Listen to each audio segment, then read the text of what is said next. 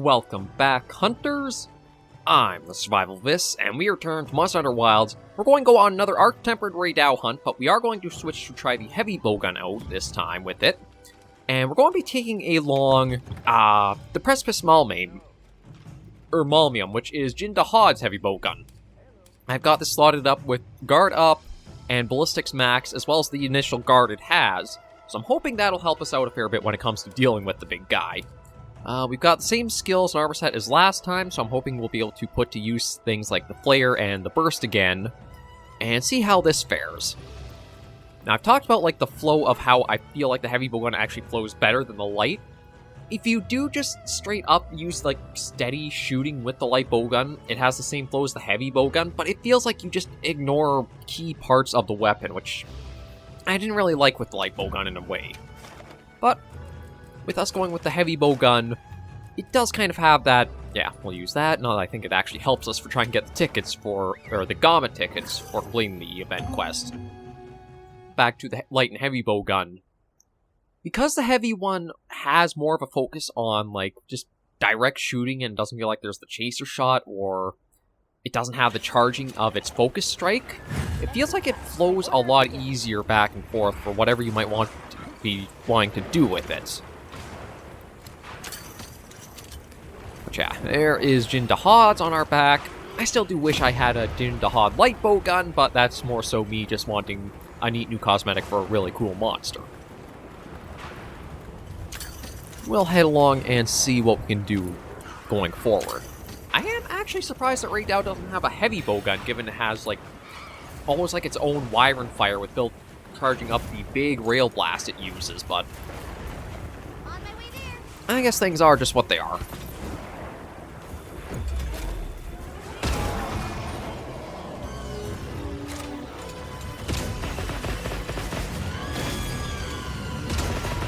And yeah, I'm going to use the Wyvern Heart Piercer.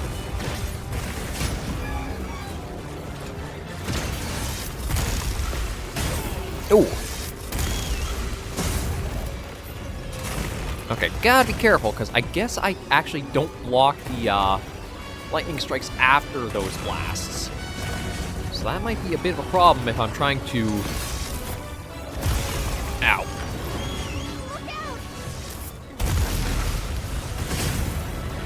Dodge after certain strikes. So as we've seen, I've already taken some very strong blasts.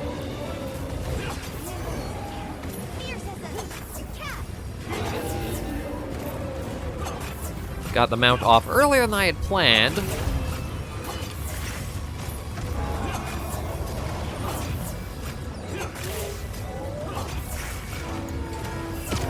But that's okay. That gives us an opening to get a good strike in.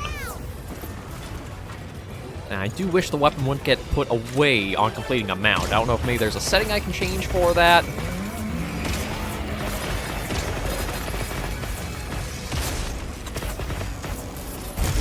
Oh. Okay, I probably should have just tried to tank that with the shield, since I do have guard up to this. Oh, Lord.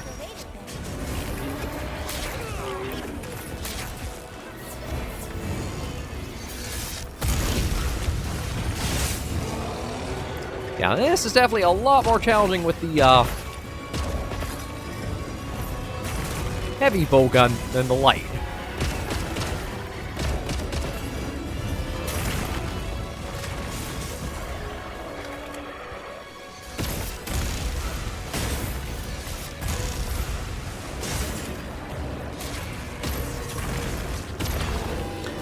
Gotta see if I can try to...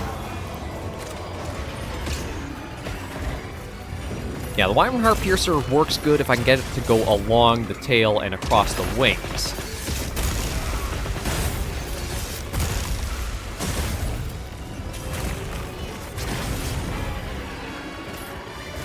But now we're seeing the Arch Tempered's version of really hitting hard, because a lot of these strikes are getting me to a point of, like, basically being dead.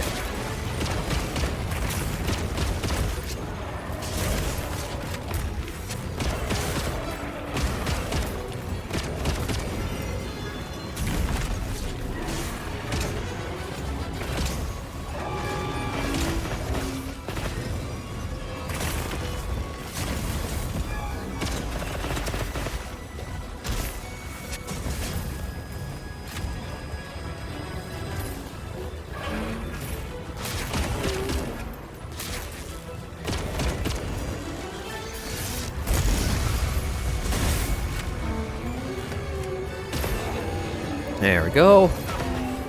Give us an opening, get some extra shots in. And I think the Wyvern Heart Piercer is going to be our MVP shot for this hunt. I do like the way normal operates, but to go defensive for like all the guarding skills, I couldn't really put anything into getting our normal shots to do more damage.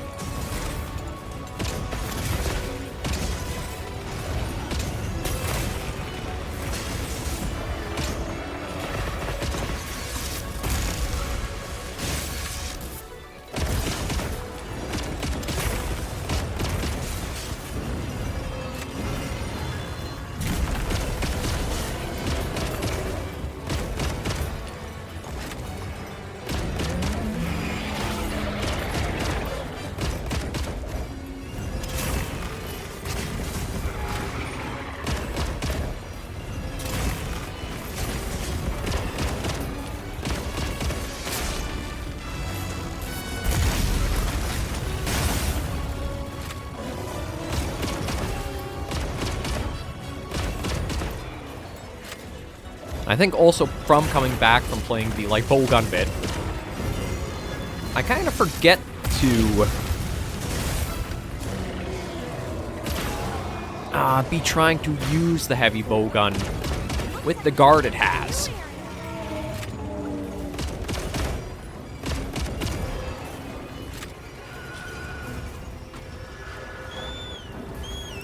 But we managed to, well, I shouldn't say we survived. We did get smacked pretty hard to a point where we had to use the, Runa had to revive us with the Vigor Wasp.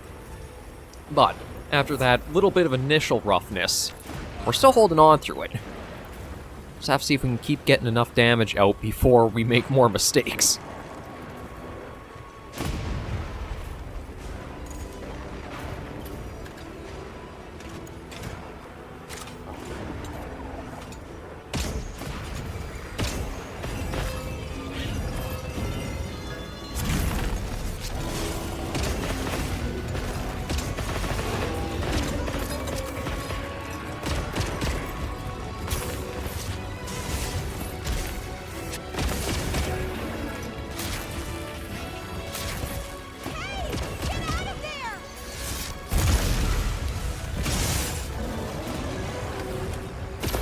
Get another one of those in, give us our opening, and build up our shots a little bit more.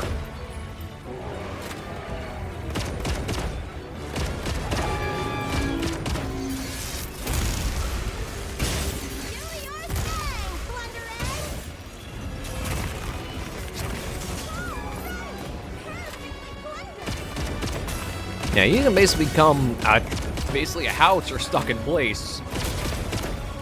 Just gotta remember that you don't have to be scared of the attacks, you can tank them.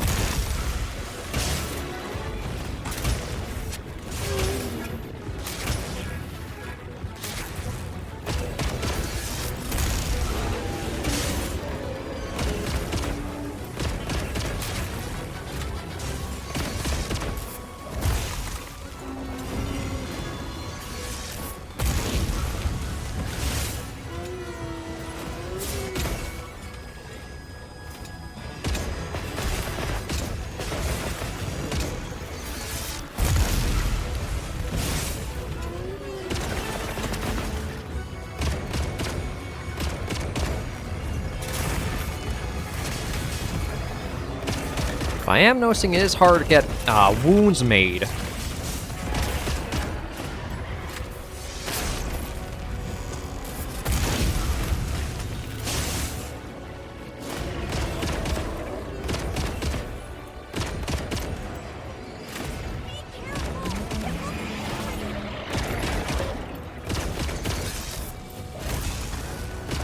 I think the trade-off is,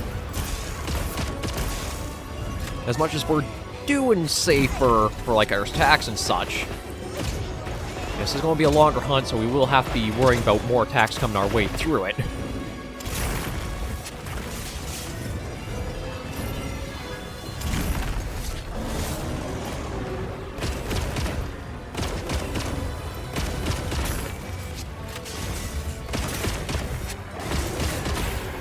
Well, although we do have a couple wounds opened up on him.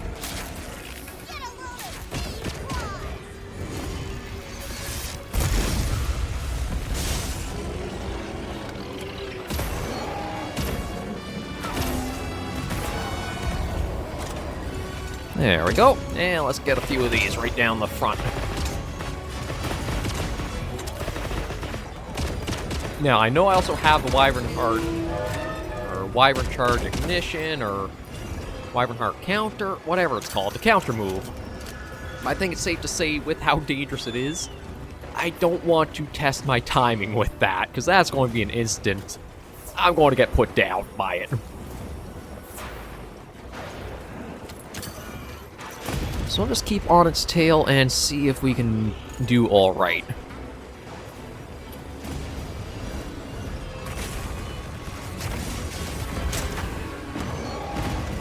Yeah, not as many procs I was hoping to get off of that, but at least I guess we got something.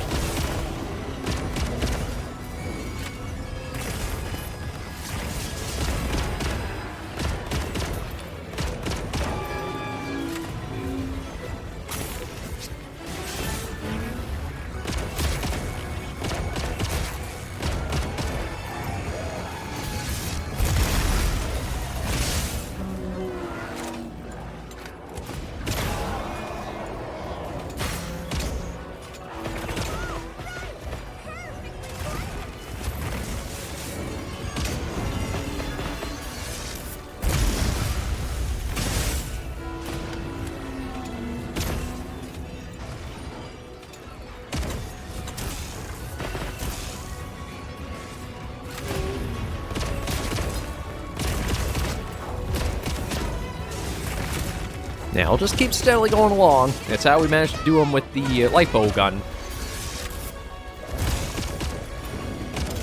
And though there's no power flash, I think it's not too bad having gone the, this route for trying to take them off, or go against Arch Tempered Rey Dau.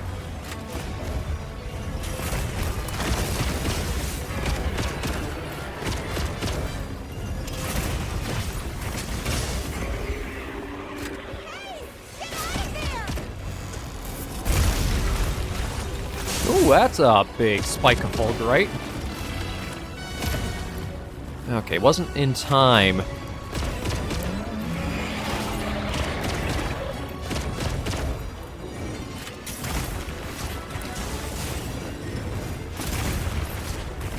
To have gotten the counter off.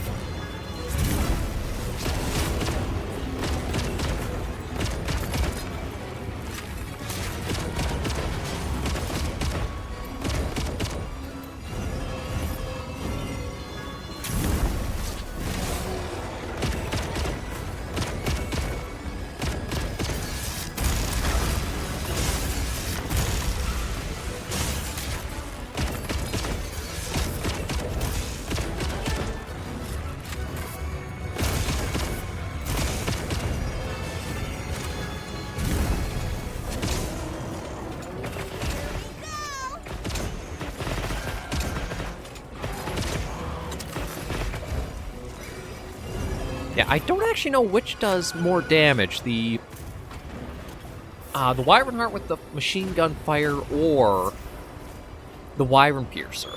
It kind of feels like it's situational depending on the monster. If there's not a lot of procs for the Wyvern Heart Pierce... Ow. No. I called you earlier than that. That's one thing about having to rely on the Sacrets is... not knowing how far away you can get in trouble without them, or relying on them.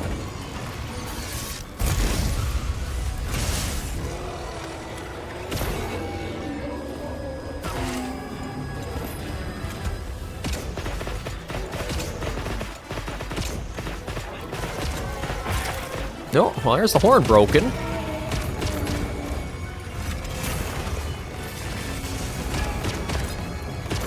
Oh, and a wing. Now we're slowly cutting our way through. I do see a wound started on that wing. It's just trying to get into a good position to get the shots off. proven to be difficult.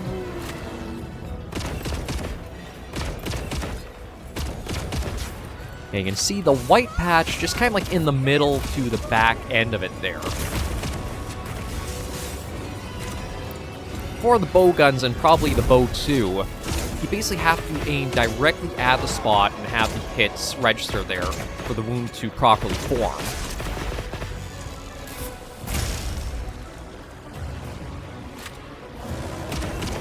So I think I also have to get it on the underside too.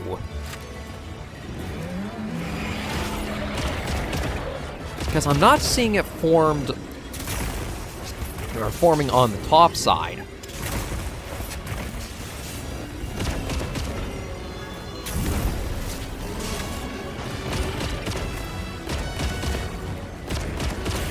There, it's open.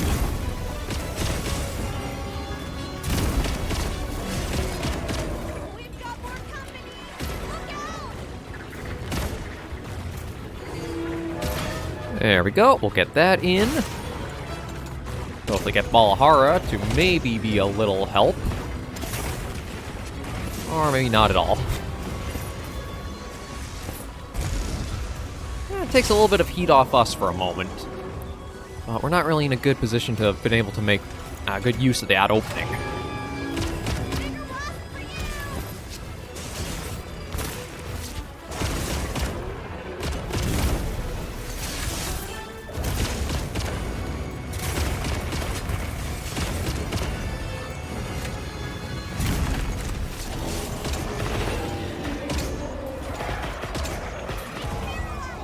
Oh! Now, the paralysis, I think, actually came from Runa's weapon I equipped her, because I should actually have gone through her equipment. The Grand Hub provided a set of Palco equipment, too. And the weapon from that actually has paralysis on it. And back from the World Niceborn days, giving the Palco paralysis weapon basically guaranteed you close to a proc every hunt, or at least one proc per hunt. So it is some pretty sound advice to equip the Palco with, since it's not too often they seem to be able to get a lot of strikes with other weapons. So giving them a status effect weapon is pretty helpful. We'll see where Rey Dau is going to go from here. Because again, we might not be going as fast as we were, but we are surviving a lot more direct hits than we took with the Light Bowgun, that's for sure. And then, oh, it is, I think, right by a vine trap, too, so I might even be able to get an opening there with that. This weather is unrelenting. We'll just have to tough it out.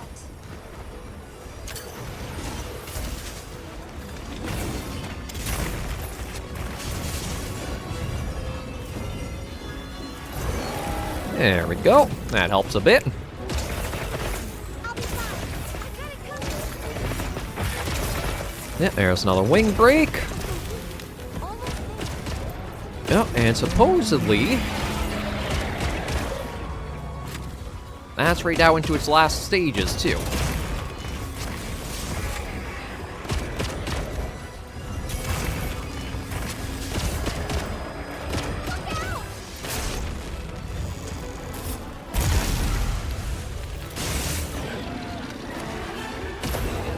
Oh, and Quematris.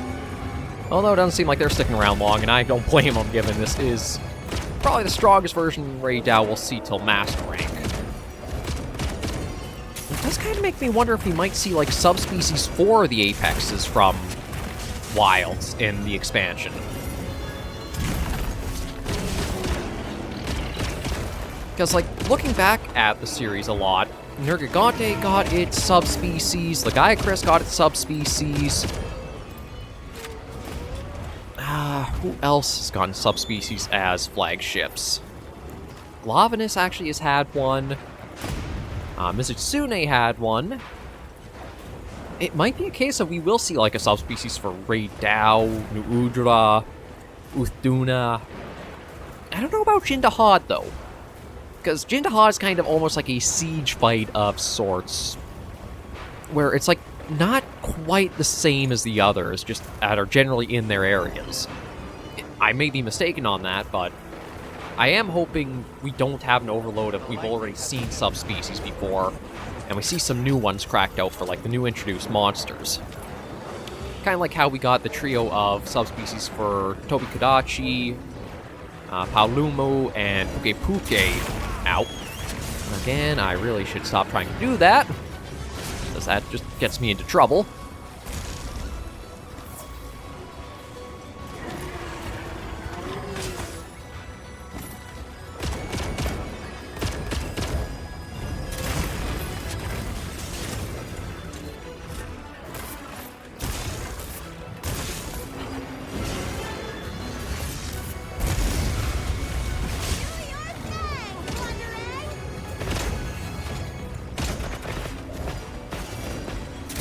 I think I can see a few spots where moons are trying or starting to form, but they're in a lot of hard-to-reach places for us.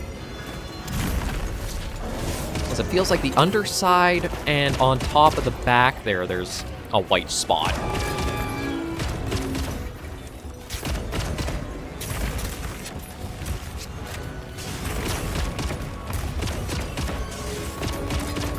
Now that's kind of with how the hitboxes can be for the monsters.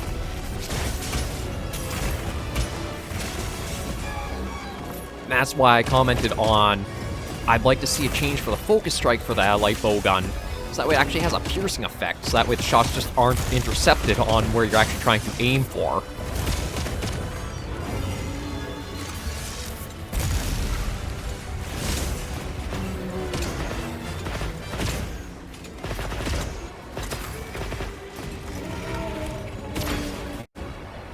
Yeah, so there's that underbelly that we saw.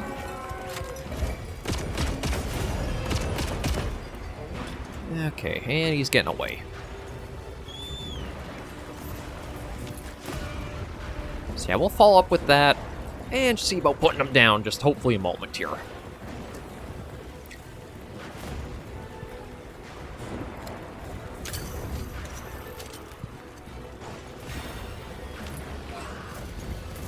I am surprised how quickly we keep recovering the ignition mode, though, but I think that's because of the bowgun parts we have on right now.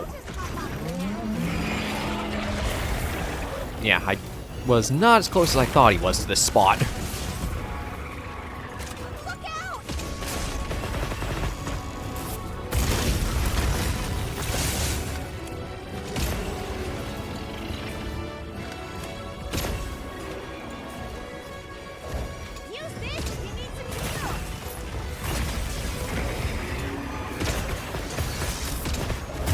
Oh.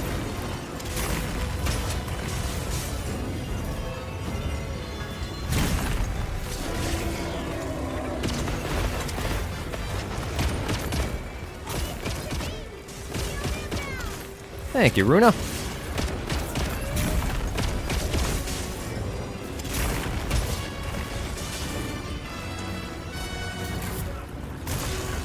And okay, we were almost able to sidestep that entirely.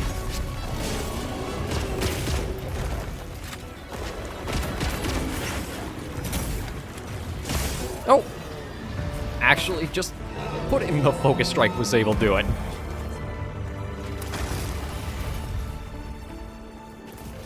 But it is remarkable the different kind of styles of like Light Bowgun. Always on your feet, always mobile, always dodge. Heavy Bowgun, hunker down, bring the bowgun barrel up, and just block everything.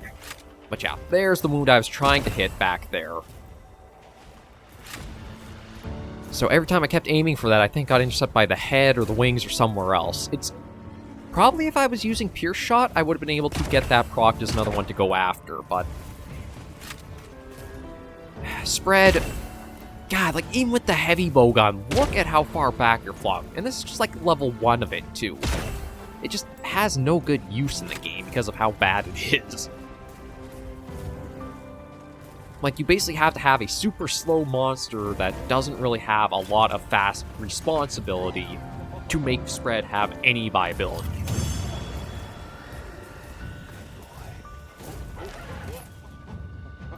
Yeah, there we go. And yeah, just one more ticket there. Although we did get a bolt gem, which will be nice if we do have to, or whenever I do look at making the armor up. And then just a number of extra things there. Overall, I think I do prefer the Light Bowgun still to the Heavy, just because I like more of the dynamic movement to it, but I have much more of a fond spot for the Heavy Bowgun now, too. Given, like, how much the shield can come into play, and the extras of the Power Clash, and the, oh, not Counter-Strike, Offset Attack, with the Ignition, or the Counter-Ignition that it has. I still have a lot to learn and practice with it, but even as a casual with it, I'm finding more enjoyable with the Heavy Bowgun this turn around.